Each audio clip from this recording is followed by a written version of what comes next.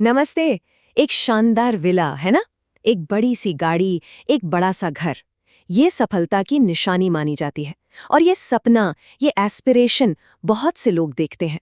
और अक्सर यही सपना हमारे रियल एस्टेट के फैसलों पर हावी हो जाता है। सही कहा। विला को ना एक ट्रॉफी एसेट की तरह देखा जाता है। मतलब रियल एस्टेट में सबसे बड़ी अचीवमेंट, जिसका मालिक बनने का सपना भाई कौन नहीं देखता। पर रुकिए, यहाँ एक बहुत बड़ा सवाल है। क्या ये जो सपना इतना पॉपुलर है, फाइनेंशियल स्क्रूटनी मतलब पैसे के हिसाब से, क्या ये सही फैसला है? क्या ये एक स्मार्ट इन्वेस्टमेंट है? तो देखिए, हमारे सॉस मटेरियल के हिसाब से ये सबसे फ्लॉड कॉन्सेप्ट है।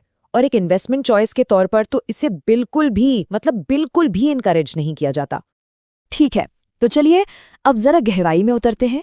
देखते हैं कि वो कौन से छुपे हुए जाल हैं, वो हिडन ट्रैप्स क्या हैं जो विला को इतना रिस्की इन्वेस्टमेंट बना देते हैं। तो बात करते हैं उन छुपे हुए जालों की। आखिर क्यों विला एक इन्वेस्टमेंट के तौर पर फेल हो जाते हैं?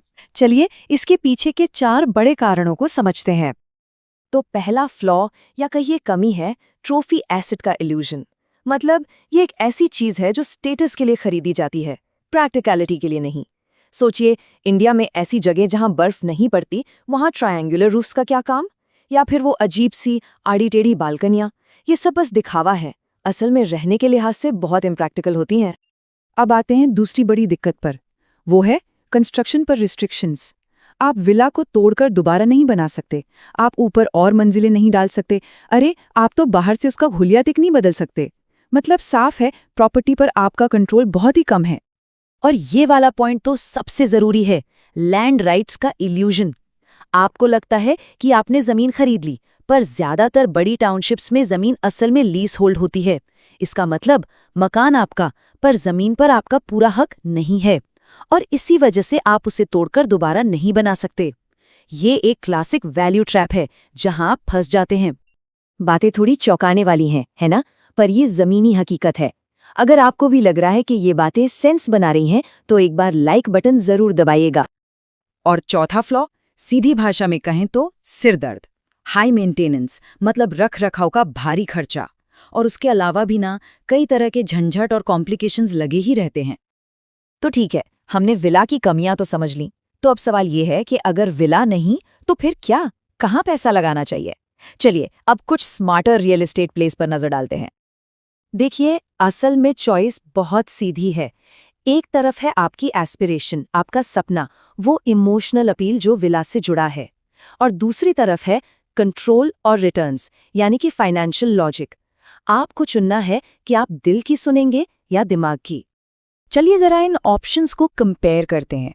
फ्लैट्स की बात करें तो बड़े शहरों में जो अल्ट्रा रिच लोग हैं ना, वो इसे एक कैश फ्लोइंग एसेट की तरह देखते हैं। मतलब एक ऐसी कंपनी की तरह जो आपको हर साल डिविडेंड देती है। और प्लॉट्स तो विला से कई गुना बेहतर इन्वेस्टमेंट माने जाते हैं, खासकर टियर 2 या टियर 3 शहरों में। क्यों? क्योंकि वहां आपको जमीन पर असली कंट्रोल मिलता है। तो इतनी सारी बातों के बाद सबसे जरूरी पॉइंट क्या है?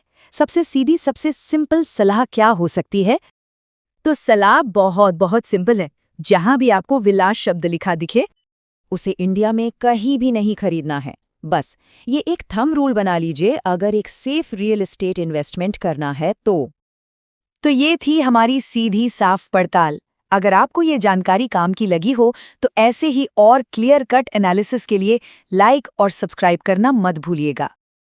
और हाँ, अगर किसी को रियल एस्टेट पर पर्सनल कंसल्टेशन चाहिए तो इस नंबर पर संपर्क कर सकते हैं, 9871209534। तो जाने से पहले बस ये एक सवाल कि क्या आपका सपनों का घर आपका सबसे अच्छा इन्वेस्टमेंट है या फिर आपका सबसे बड़ा फाइनेंशियल ट्रैप? इस पर सोचिएगा जरूर। धन्यवाद।